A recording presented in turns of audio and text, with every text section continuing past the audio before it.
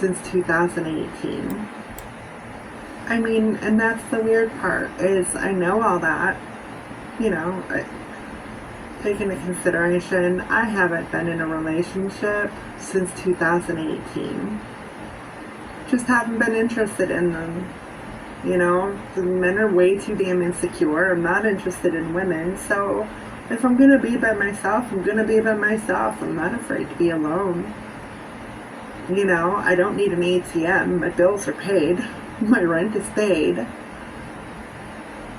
I did ask, for $20, but that's because I bought Samora some food that she's literally been throwing all over the floor.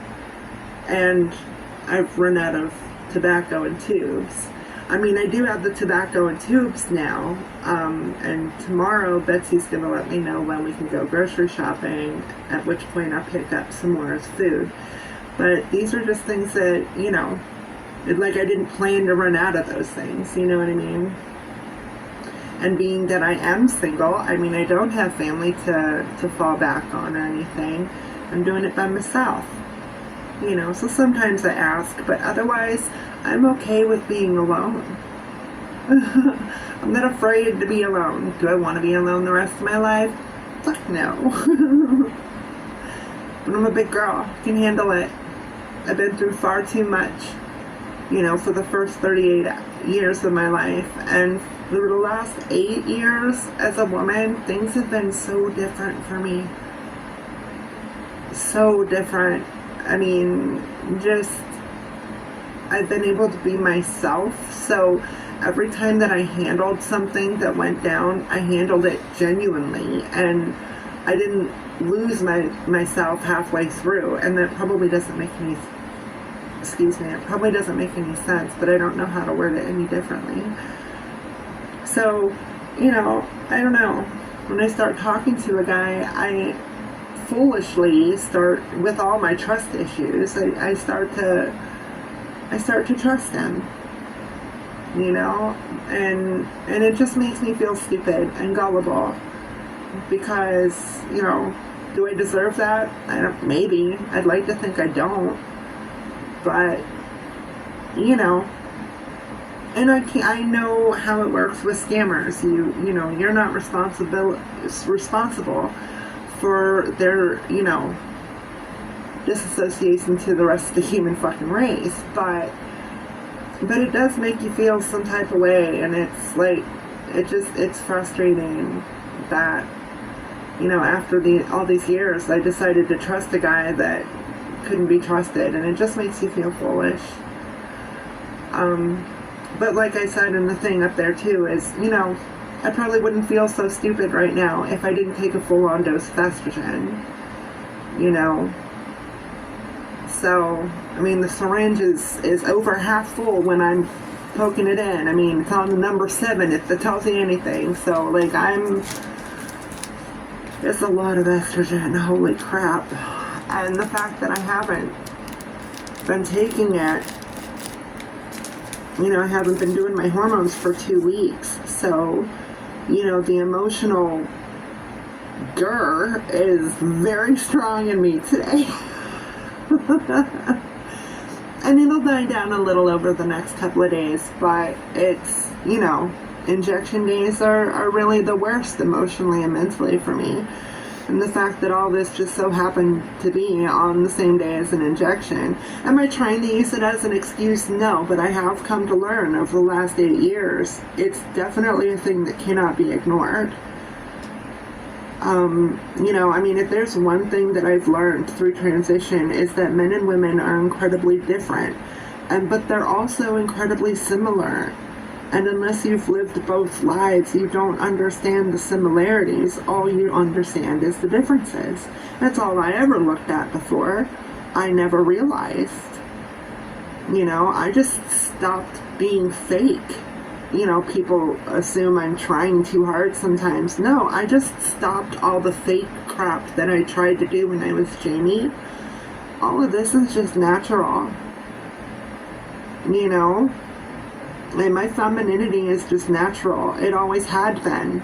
I'm the one that taught myself to talk lower. I'm the one that taught myself to lose that swish when I walked and there's so much femininity I had when I was younger that I was embarrassed by for some reason. And I tried so hard throughout the years to lose it. I put myself through hell, really, just to make other people happy.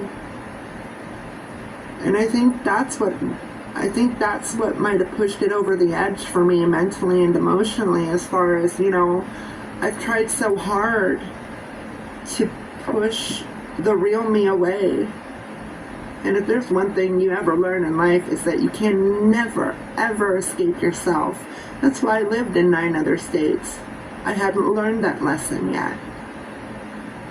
So there's been so many things I've learned throughout the years, which seems stupid. It's like, oh, how slow is this bitch? It just, there's things that you say that you know, but you never experience. Once you experience it, you absolutely, beyond a shadow of a doubt, know. And that's what I'm talking about. I don't want to use the word enlightenment because, what am I, Tibetan? I'm just saying, like, there's a lot of things that I've learned on levels that people don't generally comprehend. And yet here I am today, like some weird ass backwoods third world victim of scamming, when I know damn well all the scamming games that are out there. They don't generally come my direction, and it made me feel some type of way, like, oh my gosh, somebody's taking a general interest in me and they think that I'm attractive and they like this and this and that about me. And it's like, I didn't think anybody noticed those things about me. And it made me feel like, someone had a general interest, or a genuine interest, and it just makes me feel kind of stupid. But, hormones aside and all of this, like, it's not like it's the end of the world. It's not like, it only ever happened to me. I'll get over it. I just gotta rework all the little stupid stuff floating around in my head right now, and I'll be good to go.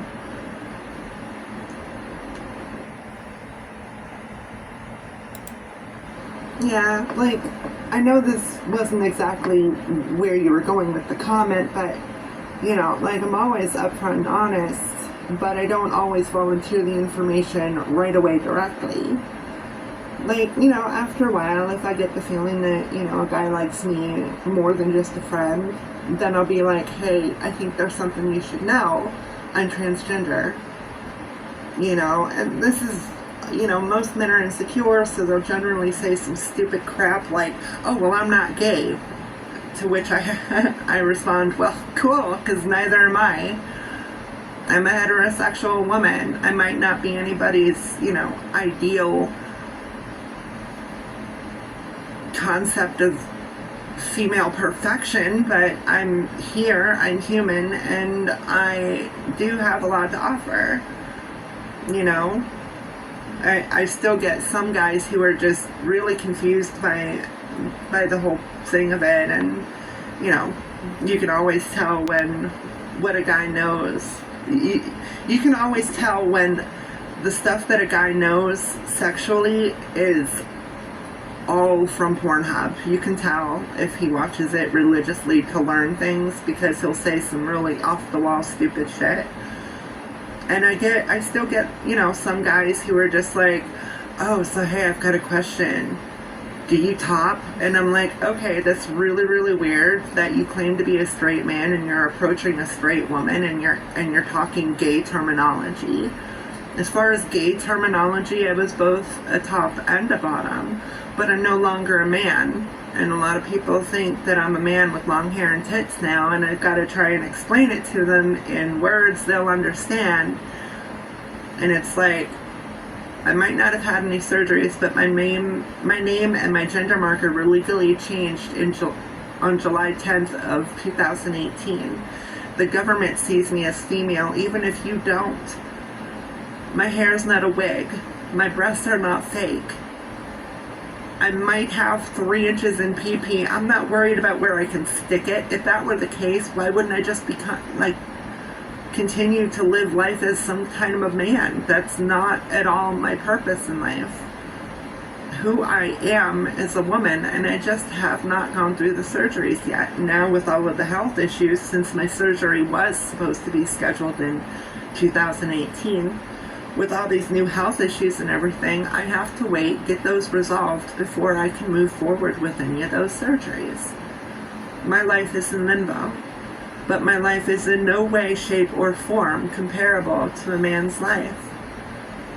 And I sometimes get those people, I usually get those people.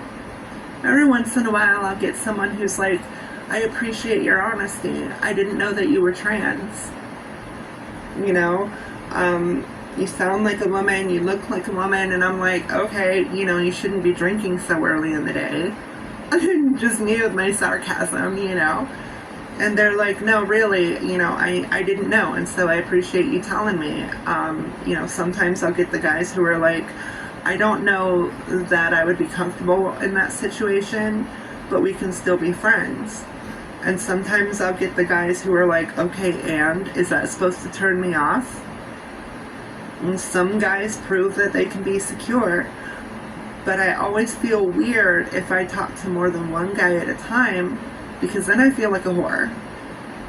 Am I calling you a whore? No. If that works for you, more power to you. I can't do it. For me, it personally makes me feel like I'm being a whore, because I don't do hookups. I mean, I used to, but I can't, and I can't. It's difficult for me to, you know, get through a kiss if there's no connection. So, you know, I can't talk to more than one person and still be expected to put 100% effort into all the conversations I'm having at that point. So, I am upfront, I am honest, but, you know, you can't always be responsible for other people. Not everybody out there, men will claim that they want something real, but they don't know real when they see it. And you know, I hear women all the time, oh, I want a man to take care of me and be my shoulder when I cry. And, well, cool, what are you willing to be for him? What do you mean? Nah, bitch, if it's not as simple as I'll be his shoulder when he cries, I'll support him, I'll take care of him, just like you're asking in return, then girl, you don't know what the hell you're looking for in life. Again, having been a man, I know what men need. And being a woman now, I know what women need. More specifically me, because people are, you know, individuals. So all that being said, I refuse to deal with, cope with, pretend with, or offer anybody anything unless, I see any kind of an effort in return that tells me I would be in safe hands, and that I feel that I can appreciate him at the level at which he deserves to be appreciated, because I'm so tired of being had. And then today happened, which just kind of throws off everything that I feel. So it's a weird situation, and I don't know if I did it any justice by trying to explain it either.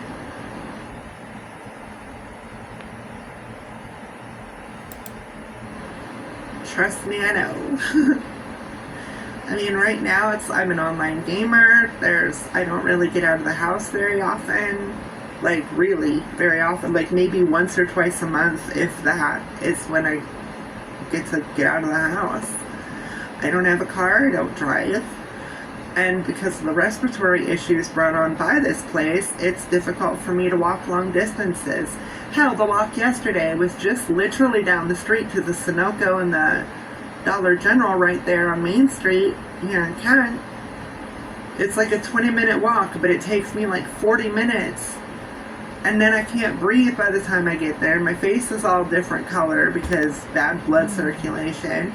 Like, no one's gonna find that attractive. Nobody's patient enough to hear a person's life story. No, you know, people don't generally ask questions. They just make their own self-determinations and bias, and they're like, well, that wasn't my life, so I don't understand it, and so therefore I feel that it is BS. And people don't give other people the right to have a voice. They tend to take away their voice before they've even had a chance to take a deep breath in.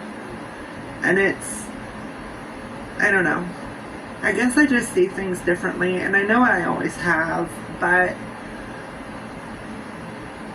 there's certain things that just make sense to me that don't make sense to anybody else, and I'm okay with that. I accept it. I'm good with that. I'm okay with being different. What I'm not okay with is being less. So whether it's online or if it's in person, I don't like being treated like I'm less or being looked down on just because I'm transgender.